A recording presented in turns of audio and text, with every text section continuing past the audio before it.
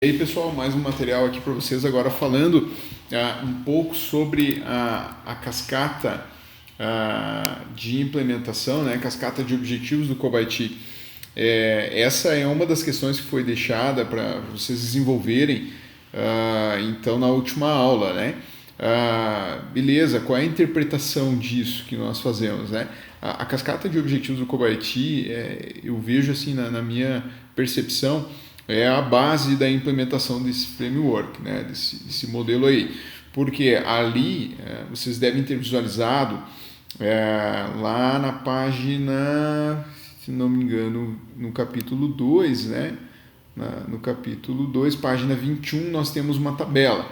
Essas duas tabelas, são duas tabelas na realidade. Ali elas mostram claramente área por área, né? Área por área que nós vamos atuar, qual é o objetivo corporativo, tá? Em cada setor dentro da empresa, a realização dos benefícios, né? A otimização de risco e a otimização de recursos. Então, essa é a relação com os objetivos da governança. Quando eu crio essa matriz e deixo ela evidenciada dentro da empresa, junto com isso eu consigo traçar aí então quais são os próximos passos. Quais são as áreas que o Cobalt vai me ajudar a trabalhar dentro da empresa, qual que eu preciso priorizar, que geralmente é aquela área um pouco mais deficitária, ou também a área de mais valor agregado para dentro da organização, né? E aí cada empresa vai criar o seu padrão, cada empresa vai dizer qual é a sua prioridade. E essa tabela, essa matriz, ela é um exemplo de como começar, né? Um pontapé inicial de como eu ter um norte e executar esse planejamento dentro da organização. Ele traz ali várias áreas, né, a serem implementadas, área interna, área externa, treinamento e crescimento, área financeira, área de cliente também, né, ali mais focado aos objetivos da TI também. Então, vamos lá, um dos primeiros ali da segunda tabela, figura 6, né, alinhamento da estratégia de negócios e de TI, tá? Conformidade de TI e suporte para conformidade dos negócios e leis e regulamentos externos. Então são alguns pontos que a gente precisa se preocupar e escrever isso para toda a empresa, né? Para toda a empresa quando a gente for implantar o Cobalt, para que a gente saiba como iniciar essa implantação, né? Fazendo esse diagnóstico, esse levantamento inicial, que é essencial aí no primeiro passo, até para que a gente para que a gente possa saber em que fase nós estamos, qual é o nível de maturidade que nós temos dentro dos nossos processos relacionados à TI e à parte de governança também.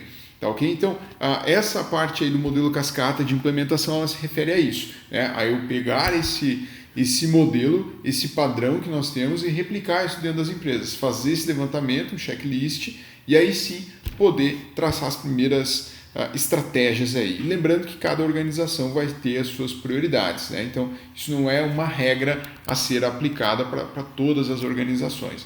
Cada uma delas vai ter os seus níveis de maturidade bem definidos para uma ou outra questão daquela que se aplica o nosso checklist ali, a nossa tabela no modelo cascata, tá? Mais um pouquinho adiante, nós fizemos uma outra questão ali dentro do Classroom, que ela fala justamente sobre, lá no capítulo 7, que a gente mostra, né, evidencia ganhos reais aí de performance dentro das empresas com a aplicação do Cobalt.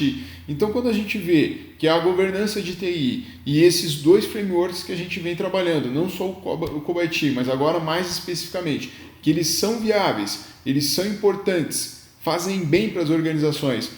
Qual é, então, o impeditivo para a não utilização desses frameworks? Por que as empresas não aplicam isso à risca, não aplicam isso na regra, na totalidade?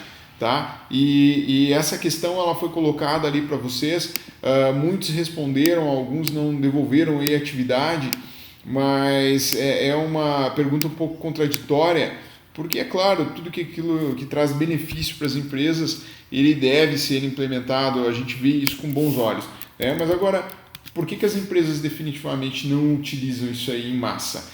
Hoje, se eu perguntar para cada um de vocês aí por que isso não acontece nas empresas de vocês, talvez vocês me diriam o seguinte: bom, eu não conhecia, né? Não sabia disso antes, então para que a gente possa implementar algo a gente precisa conhecer, né? Primeiramente falando, mas a grande questão eu vejo que é educacional mesmo, né? Então a organização das empresas, ter uma visão mais estratégica. Então, nós estamos falando de algo que é extremamente estratégico.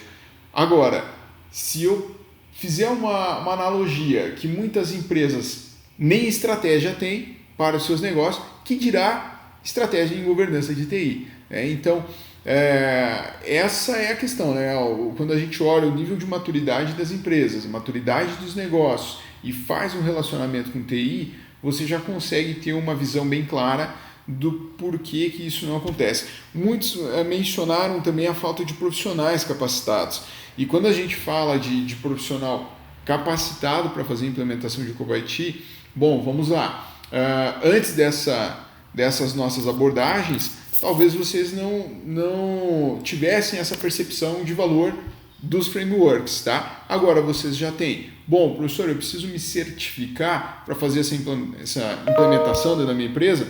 Ótimo, seria o ideal. Mas se eu tenho conhecimento, se eu tenho condições de interpretar o que diz o meu framework e trazer para a realidade da minha empresa, já é um grande pontapé inicial. Então a gente pode começar por aí e, obviamente, depois buscando as certificações e também as auditorias para certificar esses processos dentro das empresas, tá? Mas não necessariamente eu preciso ser um profissional certificado para começar, né?